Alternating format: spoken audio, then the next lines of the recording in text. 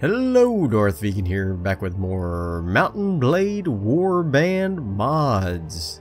Today we're going to be looking at 3 different mods that I've been thinking about playing, and I will hopefully get some input from you guys and gals to decide which mod I want to do a playthrough on.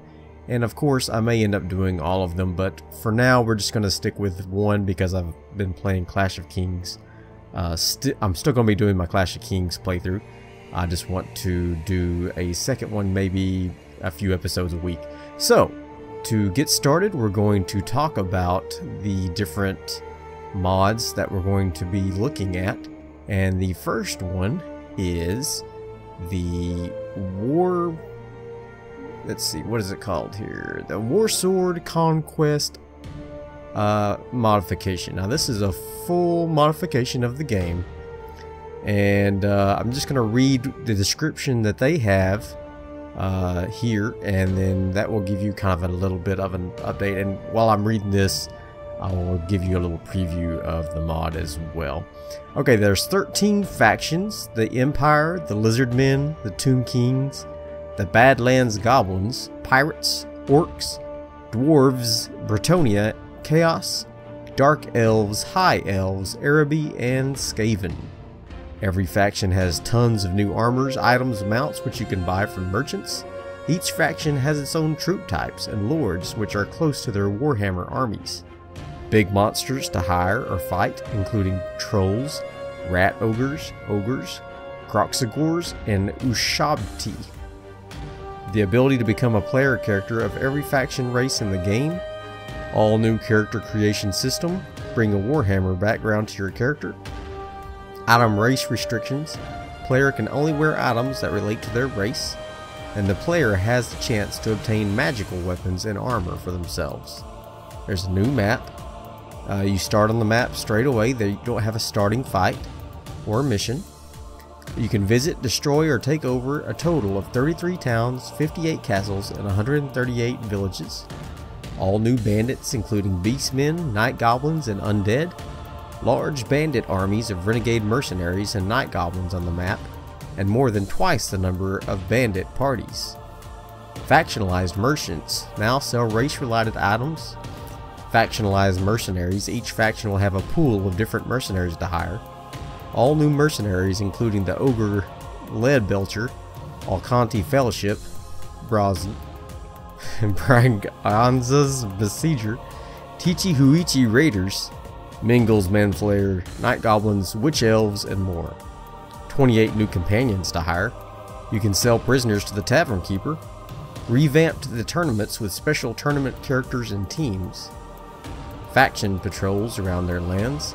Each town and village has the correct walkers for the faction. Factionalized farmers and village defenders now correct for the faction. Villages now produce recruits of owner faction and changes recruit type when taken over. All new scenes to bring the Warhammer world alive. And the ability to change player kingdom troop race when you own a kingdom. You can join any battle and choose what side to fight on. There's a freelancer mod where you can join a lord's army. Death cam and battle continues. Sea battles and sea bandits. Pre-battle orders and deployment. Troop formations. And much more. So that is Warsword Conquest in a nutshell. Okay, the next mod we're going to be talking about is the Prophecy of Pendor. It's another total conversion mod, and I'm going to read you the description they have here before. It's a well thought out culture, army, and conflict with a unique backstory, the world of Pendor.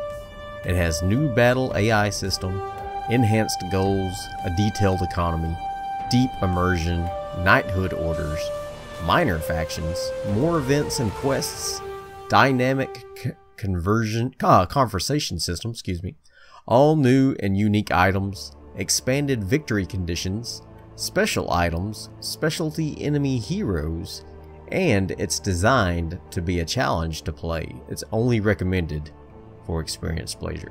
Now, I'm not a good player, but I am experienced, so and I'll also read you the short story that they have given here for Pendor. It's from the founding of Pendor. The year is 354. A king has not ruled the shattered land of Pendor for many generations. What was once a proud accomplishment of man is now steeped in the myths of folklore and told as children's bedtime stories. Yet the legends live on in a prophecy of hope. A tale of a champion who comes from a distant shore and unites the lords of Pendor under a single ruler and brings peace and prosperity once again to this ravaged, war-torn land. All is not as it seems, as there are many powers who have their own ends in mind, and an epic struggle is about to unfold. Strap on your sword and buckle your imagination. Prepare to enter the world of Pendor and accept the challenge of the prophecy, if you dare. So that is Prophecy in Pendor. Okay, the third mod we're going to look at is Anno Domini 1257. This mod attempts to reflect the reality of 13th century Europe. The starting point of the journey is year 1257 AD and attempts to be as historically accurate as possible. From this point on, the player and the NPC lords shape this land and fight for supremacy and control of the continent.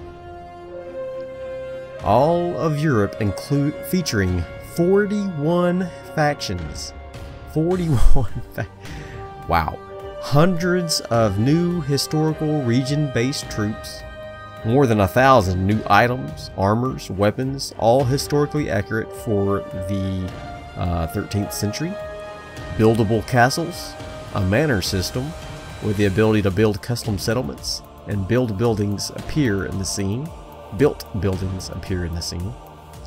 realistic combat system with taunts, formations, improved horse archer skirmishing scripts, and other features. Custom battle scenes, realistically depicting each region of Europe. A weather system, including desert storms, blizzards, rainstorms.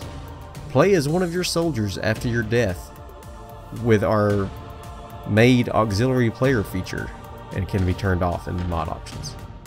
A crusading system. Join a crusade or start one yourself. Join a crusader order as a sergeant or knight. A new lance recruitment system aiming to emulate medieval feudal recruitment system. A companion system improved and remade. Sea battles and sea travel. Many new scenes for castles, towns, and villages. A good number of them are historically based reconstructions of real places, and many other minor and major features. So that is Anno Domini 1257 AD. And let me just say, I've played all three of them very briefly, and I have to say, I'm leaning myself, if I was going to choose today, would probably lean more towards the Prophecy of Pendor. However, I thought that 1257 is just incredibly in-depth and has a lot of different features that looks really, really cool. And but we'll definitely take some research into how to use all of the different new features. And Warsword Conquest, to me, played a lot like your regular Warband.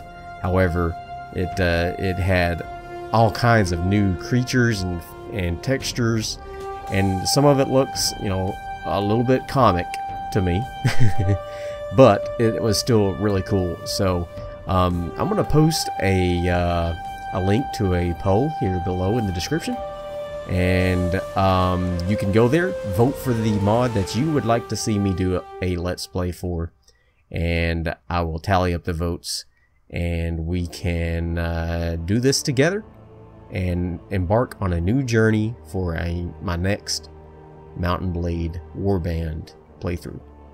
See you next time.